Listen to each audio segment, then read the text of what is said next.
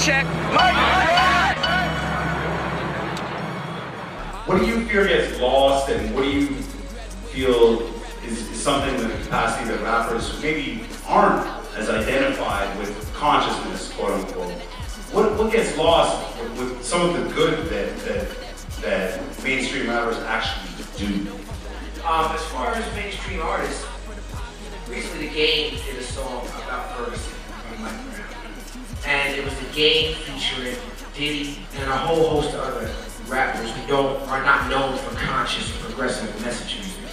And what I saw more than people being happy about it in the conscious activist community was people upset at it.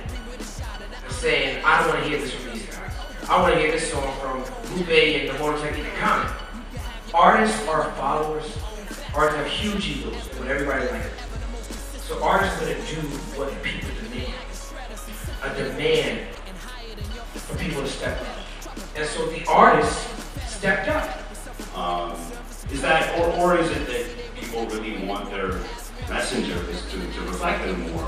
I think people are just so damaged by hip-hop, especially women, so damaged by the messaging and how violent, misogynistic, and abusive it's been, and how insincere it's been, and how greedy it's been, and how capitalistic it's been, that they become dismissive of the genre as a whole, and it makes them not realize their part in it.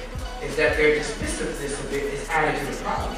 If you don't support it actively, it's going to become rap that's just put out to make a profit. It's going to be violent, it's going to be misogynistic, it's going to be capitalistic, it's going to be dealing with base as opposed to dealing with, the higher level. You wouldn't say that phone calls and letters are the reason for the civil rights campaign.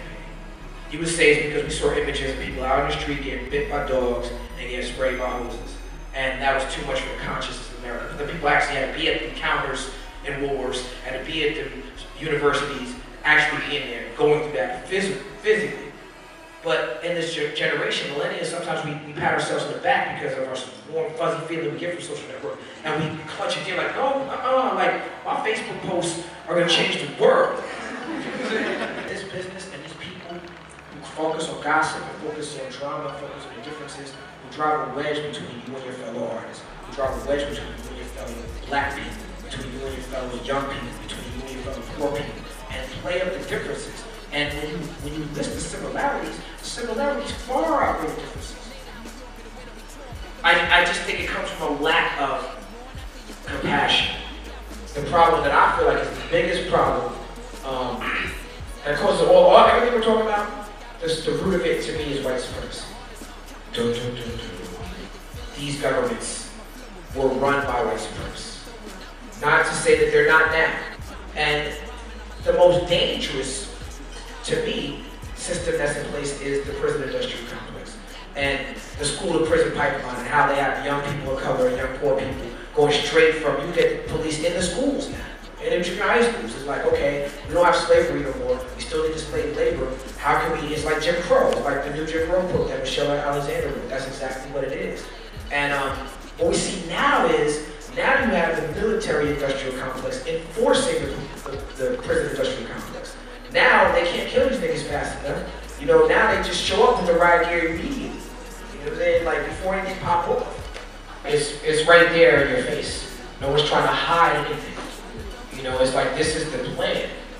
This is exactly when you see Mike Brown shot in the street, that's how they want it to be. Beyond, racism, beyond white supremacy, beyond the prison industrial complex, beyond politics, beyond any of this is at the heart of it compassion. Putting yourself in the shoes of the next man or the next woman, and understanding that somebody else cross to bear might be different than yours. Someone else's struggle might be different than yours. And try to put yourself in their shoes.